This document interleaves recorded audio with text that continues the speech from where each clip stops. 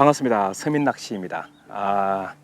여러분들은 새로운 장르의 낚시를 배울 때 누구한테 배우십니까? 뭐 지인분, 부모님, 뭐 유튜브 많겠죠.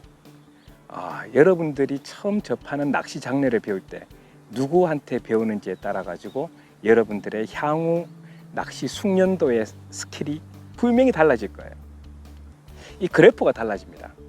저 또한 이 두 종류 낚시, 뭐 무늬오징어, 갑오징어에 대해서 누구한테 제대로 배워본 적이 없어요.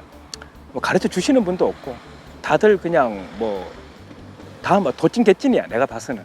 자, 오늘은 이 갑오징어 낚시의 기본에 대해서 배우는 거니까 여러분들이 뭐 하이 테크닉적인 부분, 그런 분들의 그런 언급은 조금 삼가해 주십시오. 왜냐하면 기본이 제일 중요합니다. 정말 어떤 분들 보면 와, 정말 많이 알아. 야, 저분은 완전 초고수겠다 이야기 해보면, 근데 실질적으로 낚시하는 걸 보면 좀 생뚱맞은데 2% 부족하네 이런 생각이 좀 드시는 분들이 있을 거예요. 자, 그런 분들의 대부분은 지인분들의 어떤 핵심적인 말이나 아니면 어떤 유튜브에서의 하이 테크닉적인 그런 부분만 익혔기 때문에 그렇지 않을까 합니다. 자, 그런 분들을 저 포함 갑오징어 낚시 처음 하시는 분들을 위해서 제가 감히 대한민국에서 생활낚시 최강자라고 할 수 있는 문희삼촌님을 뵈러 지금 바로 마산으로 넘어가겠습니다. 그 영상을 그대로 여러분들한테도 알려드릴 테니까 기대하셔도 좋습니다.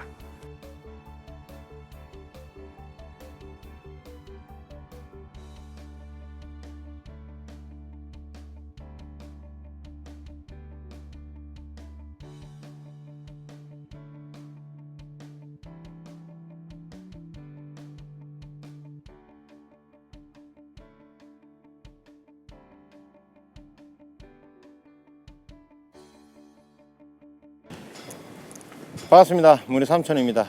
저는 마산에서 낚시 유튜브 활동을 하고 있습니다. 오늘 마산 도부군 방파제에서 서민낚시님과 갑오징어 탐사 즐겁게 하고 돌아가도록 하겠습니다.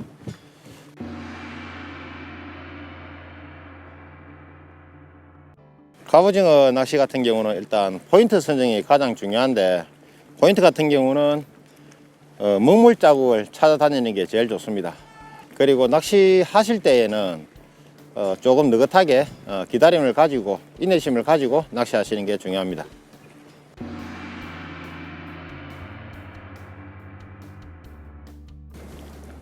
일단 저 같은 경우는 쇼크리드를 하고 낚시를 하기 때문에 일단 합사와 쇼크리드를 이지 블러드 노트를 이용해서 매듭을 합니다. 갑오징어 낚시를 하실 때 보면 싱크를 달기 때문에 합사만을 이용해서 캐스팅을 하다 보면 합사가 끊어지는 경우가 가끔씩 발생을 합니다. 자주 일어나진 않는데, 그래서 쇼크리드를 달아줌으로 해서 그런 부분을 조금 줄일 수가 있습니다. 그래서 저는 가능하면 달고 하는 편입니다. 깔끔해지네. FG 노트와 비슷하다고 보시면 됩니다. 끝은 어떻게 합니까, 그러면? 끝처리는 그냥 합사는 한 3mm 정도 남겨두시고 쇼크리드는 한 1mm 이렇게 남겨두시면 됩니다. 일단 도래를 쇼크리드와 연결하면 되는데, 보통 사용하시는 매듭법은 유니노트나 팔로만 매듭법을 많이 사용합니다. 오늘 저는 그냥 유니노트를 한번 보여드리겠습니다. 많이 하실 필요 없고 한 4회 정도만 돌리시고 이렇게 매듭을 하시면 끝이 납니다. 근데 혹시나 미끌림 생겼을 때 이게 빠지는 경우가 한 번씩 발생하기 때문에 반매듭을 3회 정도,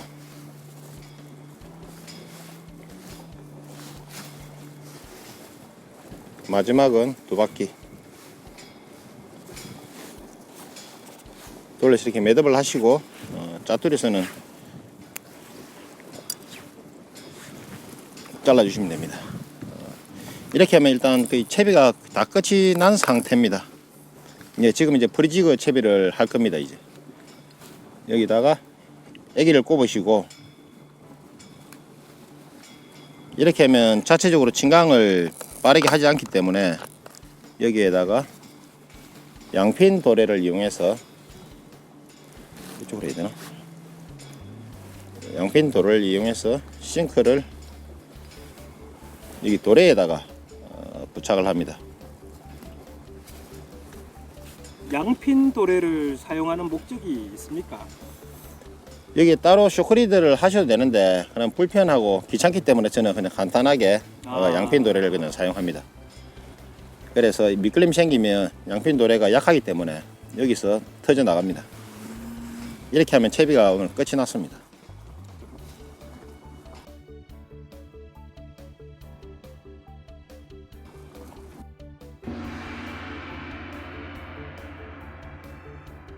일단 생김새부터가 조금씩 다릅니다. 가장 보편적으로 많이 사용하는 왕눈이 애기, 그리고 수평 애기, 화살촉 오징어나 호래기 낚시에 사용하는 애기, 그리고 무늬 오징어에 사용하는 애기입니다. 비슷하지만 조금씩 차이가 나는데 가장 큰 차이점은 무늬 오징어 애기 같은 경우는 싱크가 달려있기 때문에 자체적으로 이렇게 진강을 합니다. 근데 갑오징어 애기 같은 경우는 싱크가 없기 때문에 따로 줄을 달아 주셔야만이 이렇게 가라앉게 됩니다. 그 부분이 조금 차이 난다고 보시면 됩니다. 갑오징어 애기랑 무늬 오징어 애기가 물속에서 있는 모습이 가면 다르다는 말씀입니까? 예, 갑오징어 애기 같은 경우는 이런 형태로 수평을 이루고 있는데 무늬 오징어 애기 같은 경우는 이런 식으로 45도 각도를 이루고 있습니다. 꼬리가 번쩍 들린다는 거네요. 예. 꼬리가 들려있기 때문에 일단 미끌림은 생기지 않습니다. 미끌림이 줄어든다. 예. 근데 일반 왕눈이 애기는 어떻습니까? 왕눈이 애기는 이런 형태를 취하고 있습니다. 물속에서. 예. 그래서 미끌림이 가장 심한 애기라고 보시면 됩니다. 최근에는 여기에다가 튜닝을 내서 부력제를 달아가지고 이렇게 수평 애기로 많이 자작하시는 분들도 계십니다.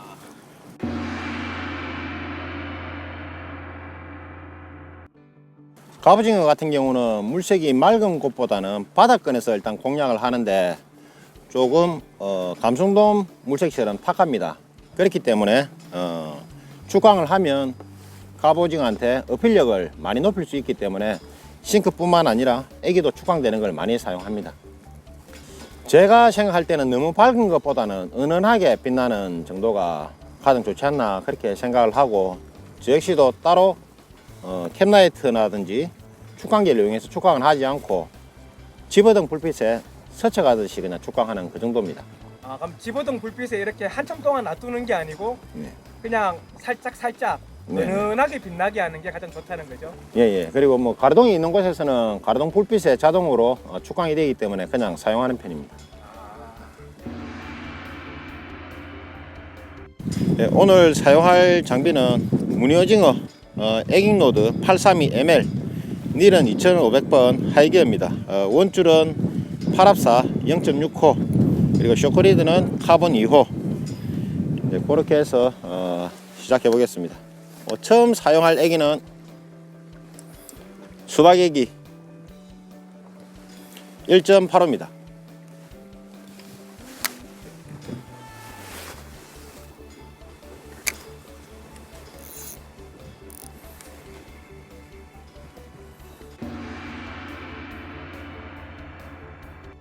봄갑오징어 같은 경우는 한 번 정도 툭 건드리는 입질이 많이 들어오고, 가을 같은 경우는 한 번에 끝나는 게 아니라 훅 가져가는 입질이 많습니다. 그렇기 때문에 가을에는 조금 더 쉽게 갑오징어 입질을 받을 수가 있고, 또 그 바이트 받는데 훨씬 좋습니다. 챔질 같은 경우는 입질이 툭 들어오면 바로 챔질을 하지 마시고 1초나 2초 정도 기다렸다가 로드를 내린 상태로 강하게 챔질을 하시면 됩니다.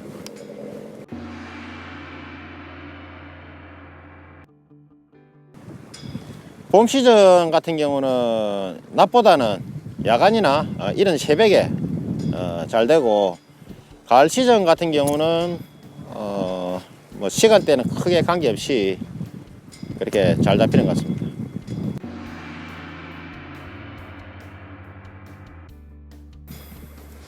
예, 특히나 무늬보다는 갑오징어가 더 군집성을 이루고 있는데 봄철보다는 가을 시즌에 한 마리 잡으면 그 주변에 갑오징어들이 많이 있기 때문에 연속적으로 계속 잡으실 수가 있습니다. 근데 봄 시즌 같은 경우는 암놈을 따라서 쑥놈이 이동하기 때문에 그렇게 많은 마리 수가 한꺼번에 있지는 않습니다. 그러면 처음에 제가 한 10m 정도에서 이렇게 갑오징어를 잡았다. 그러면 그 다음에는 더 멀리 던져야 되나요? 아니면 더 가깝게 던져야 되나요? 조금씩 가깝게 던지시는 게 훨씬 더 좋습니다. 멀리 던지실 필요는 없고 50cm 또는 1m씩 가깝게 던지면서 바닥까지 고기를 가져오시는 게 좋아요.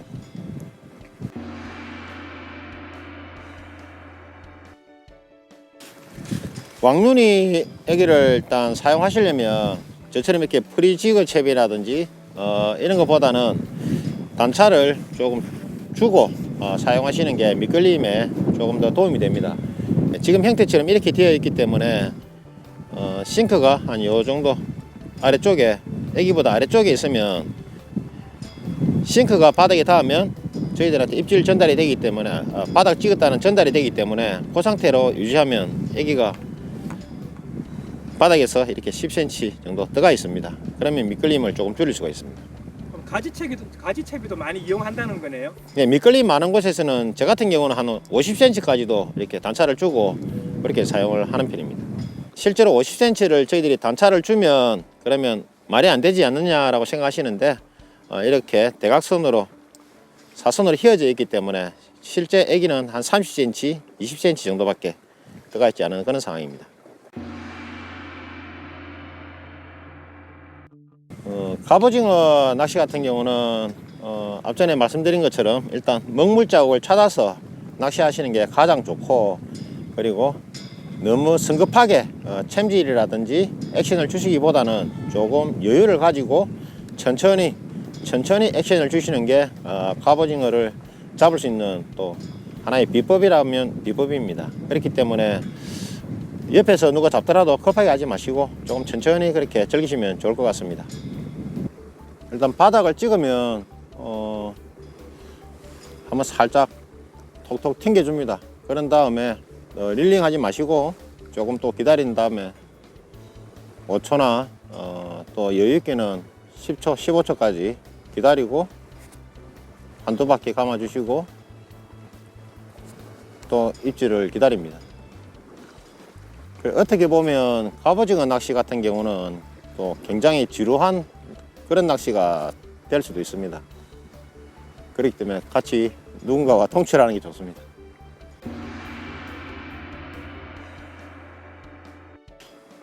특정 포인트를 제외하고는 보면은 마리수가 어렵다라고 보시면 됩니다. 가을 시즌 같은 경우는 어지간한 포인트면 다 그 마리수가 가능한데 봄 시즌 같은 경우는 한두 마리 정도에 만족하시는 게 좋을 것 같아요.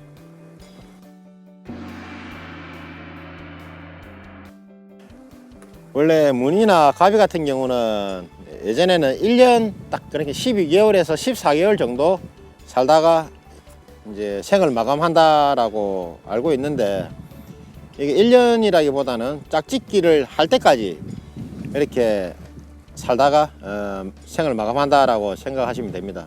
그렇기 때문에 아직 암놈을 만나지 못한 쑥놈은 죽질 않아요. 16개월, 18개월 동안 계속 살아 있습니다. 그렇기 때문에 가을 시즌에도 뭐 예를 들어서 7월 달에도 큰 갑오징어가 나오고, 뭐 또 늦게 또 짝짓기를 한 친구들은 또 늦게 산란을 하기 때문에 봄 시즌에 또 조그마한 갑오징어가 나오기도 하고 그렇습니다.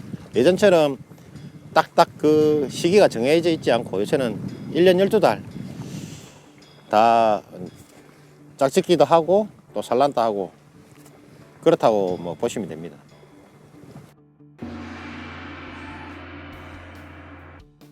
산란장이라기보다는 산란을 하기 위해서 짝짓기를 하는 그런 장소라고 보시면 됩니다. 일종의 러브호텔 같은 그런 장소라고 보면 됩니까? 네, 러브 호텔이라기보다는 뭐 나이트클럽, 나이트클럽?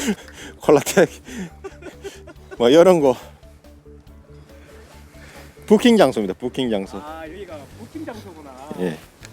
아, 여기서 부킹을 하고 가면 산란은 실질적으로 이제 곳에 가서 한다. 예, 호텔이 많은 그 밀집 지역으로 아하. 가서 이제 그렇게 합니다. 그리고 또 짝짓기도 이런 곳에서 바로 하는 게 아니고 배가 지나다니지 않고 하는 그런 갯바위 쪽으로 좀 한적한 곳으로 이동해서 그렇게 짝짓기를 합니다. 그리고 갑오징어 같은 경우는 짝짓기를 하고 산란을 하면 암수가 같이 생을 마감을 합니다. 굉장히 쑥놈이 어리가 강한 그런 대표 어종이라고 보시면 됩니다.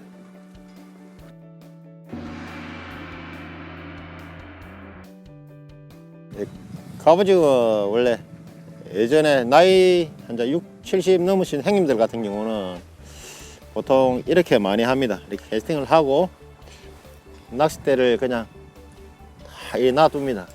놔두고 이제 그냥 주머니 손 꽂고 입질이어도 시간적 여유가 많기 때문에 이렇게 놔두셔도 아무 관계가 없습니다. 그래 편안하게 앉아서 이제 즐기시면 됩니다. 조리대가 계속 내려갑니다. 저 밖에 낚시하듯이. 아 그러면 일단 텐션만 유지해 놓고. 네네. 이게 갑오징어 낚시의 정석이에요? 지금 요게 앞에 그게 있어서 그랬는데 원래는 진짜 정확한 정석은 이렇게 아이스박스 위에다가 이렇게 탁 올려놓습니다. 45도 각도로 해가지고 에? 이렇게 올려놓으면 갑오징어가 이제 가지고 가면 이렇게 딱 됩니다. 그러면 둘 중에 한 사람 번갈아 가면서 여기 와서 챔질하면 됩니다. 챔질하고 서로 가기 싫어하고 네가 가라 내가 가라 이렇게 하는 게. 그러면 갑오징어 챔질을 갖다가 굳이 급하게 할 필요가 없다는 거네요? 예, 그래서 그 정도로 여유를 가지셔도 됩니다. 그래서 이렇게 정면으로 아니고 이렇게 45도로 딱 놔두셔야 됩니다. 태클박스 45도로. 그러면 갑오징어 오면 이렇게 싹 알아서 맞춰줍니다.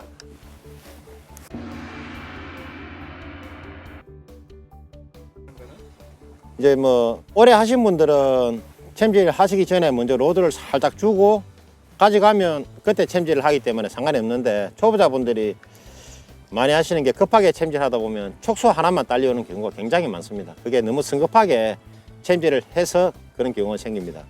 그거보다는 오히려 아주 늦게 챔질을 하시는 게 훨씬 좋습니다. 그렇지. 도다리 낚시도 원래 가만히 놔두는 게 아니고 원투 낚시도 이렇게 흙탕물로 이렇게 해야 되거든요. 예. 그래서 무거운 줄을 달아는 거거든요. 그래서 들고 한도비 감든지 슬 끌든지 해가 다시 딱 이렇게 놔두잖아요. 예. 갑오징어 낚시도 똑같다고 보시면 돼요. 그렇게 밋밋하게 끌면은 우리는 이제 가짜 미끼를 달았기 때문에 움직임이 그냥 단순하게 쭉 오다 턱 쓰다 쭉 오다 턱 쓰다 이렇게밖에 안 되기 때문에 깔딱깔딱 거려주면 조류하고 이렇게 영향을 받아서 이렇게 꼬리를 좌우로 흔들게 되거든요.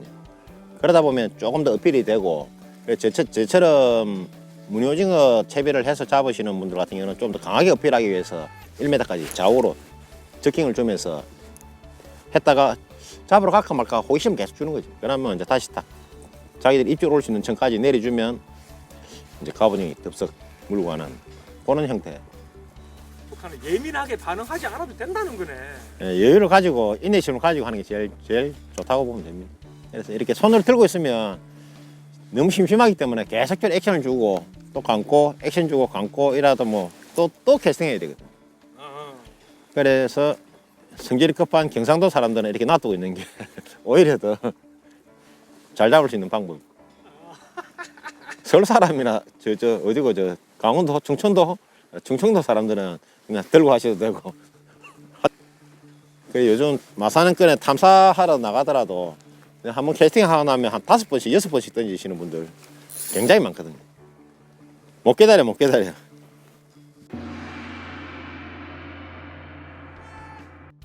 유영 능력이 그렇게 좋지 않기 때문에 많이 그렇게 이동하지는 않아요. 한번 움직이면 한 30, 40, 한 요 정도씩 그냥 쭉 왔다가 또 뒤로 싹 빠졌다가 또 왔다가 뒤로 빠졌다가 이러는데 우리가 가을철에 한 마리 잡으면 뒤에 따라오는 갑오징어 보면 속도가 그냥 이 정도입니다. 이렇게 그냥 이 정도 속도로 그냥 따라오거든요. 느리네. 예, 최하위. 유형 능력 최하위. 네. 성우 선수가 100m 달리기 한다고 생각하면 돼요.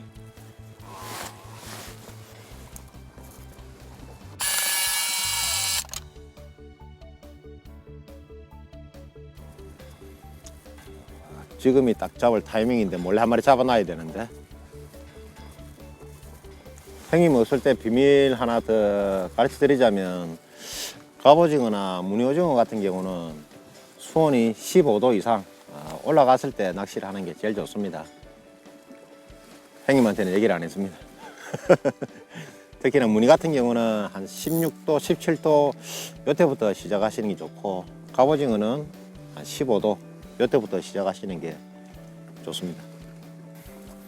지금 제가 액션을 주고 이렇게 톡톡 주고 릴링을 하는데 한 바퀴씩 감는 게 아니고 한 4분의 1바퀴 정도 여유줄만 조금씩 해서 하는 그런 형태로 릴링을 하고 있습니다. 이렇게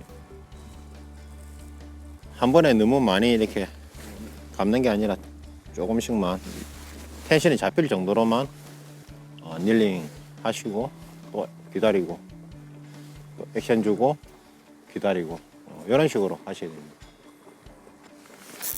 그리고 약간 묵직하다든지 무게감이 느껴지고 아니면 바닥을 찍었는데 조금 다른 느낌, 그런 느낌 나면 일단 챔질을 해보시는 것도 괜찮습니다. 특히나 오늘처럼 이렇게 바람이 강하고 또 조류가 빠른 날에는 아무리 텐션을 잡더라도 입질감을 못 느낄 때도 있기 때문에 이렇게 애기를 회수하고 나면 애기 겉지에 찍힌 자국, 이빨 자국이 있는지 또는 촉수 빨판 자국이 있는지 한번 확인하셔야 됩니다. 그래 한번 해보시고 혹시나 촉수나 이빨 자국이 있으면 그때부터는 조금 더 집중해서 낚시를 하시고 방금 전 캐스팅 하신 그 자리, 그 포인트에 그대로 다시 캐스팅 하시면 됩니다.